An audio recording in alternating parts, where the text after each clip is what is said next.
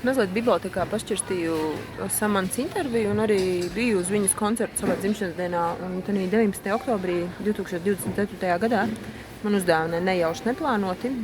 Es sāku arī tādu jaunu projektu, kā es rakstu vēstules Jēzu un pēc gada publicēšu YouTube.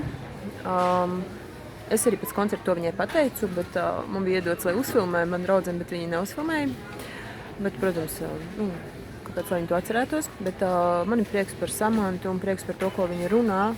Viņa ir savā sfērā, savā frontē atradusi patiesību un viņa staro.